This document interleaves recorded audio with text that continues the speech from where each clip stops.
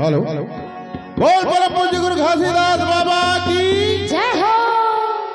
हे गुरु घासी घट घट वासी